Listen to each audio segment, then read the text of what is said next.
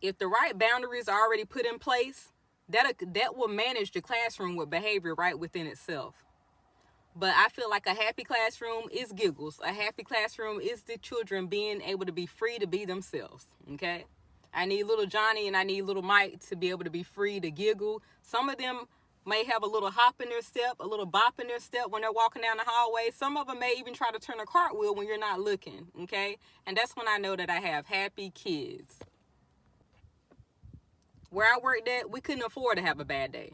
I started out in private school where people paid over $10,000 a year to send their student to school. So a bad day, we learn great self-control. That's just who I am as a person anyway. Great self-control. But what does your bad day have to do with you being a leader and demonstrating self-control? Kids need to see that a teacher need to have great self-control herself.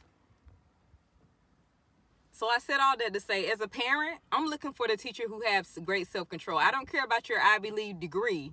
How well do you handle conflict? How well do you handle, give me someone from maybe even a whatever college, but have a great level of self-control. Because that lets me know how you're going to deal with my child. If my child, have a tantrum that day, which, that kind of rarely happens. So as a parent, you have a voice in that classroom. And I also want to tell you from a teacher, okay? I want to tell you, and a parent, you know your student. You know your child. Yes, the teacher have the educational background, but you are almost the expert on that child because you're with that child and you've been with them from birth.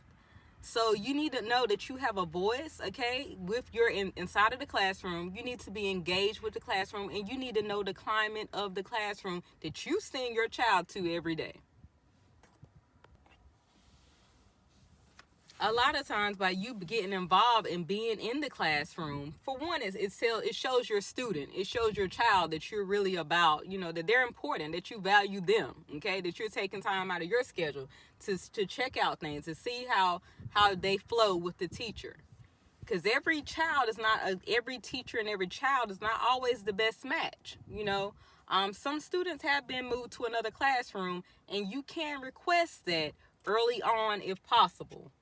Just know your options. I always say get involved. Find out the one thing you're looking for, level of self-control, okay? I need to know that Miss So-and-so have a great level of self-control when dealing with my child, especially if you are a boy.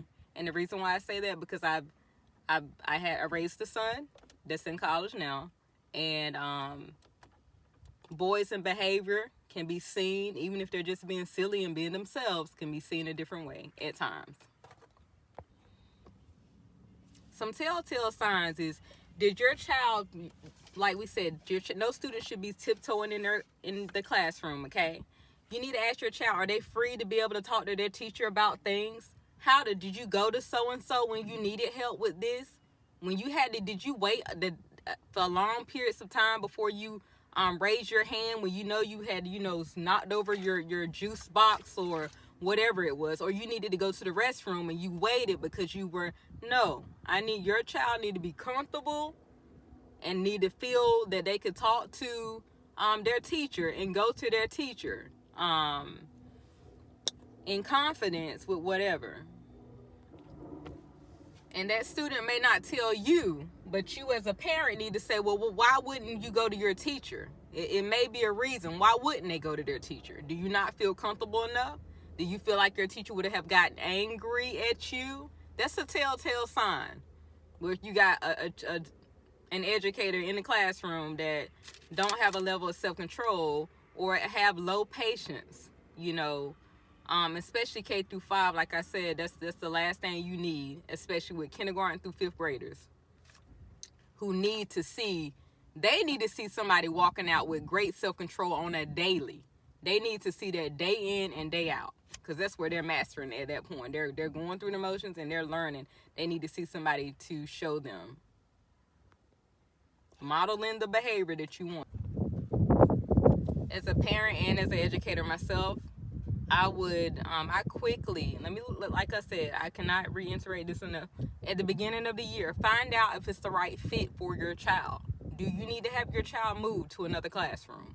What's the best option for your student? And I know due to the pandemic, a lot of you guys have been homeschooling. A lot of kids have been, learning in various ways. And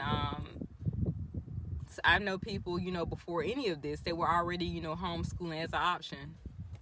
Private, yes, I worked in private sector. Yes, I worked in public sector. I worked in, multiple counties. But I want to say, you do what's best for your child. You are the expert on your child, and yes, they're growing and learning, and you're learning them even more every day. They're changing and growing every day, but you need to advocate for your student. I'm finna talk quickly what I like to call sink or swim. By March, first of all, you should be involved all year round, but definitely I would say February or March, I call it sink or swim. Your child, most of the time, the teacher got a good idea of how they're doing academic wise. You need to, as a parent, if your child is not swimming, sink or swim. If they are not excelling, if they're not going to come out at least, and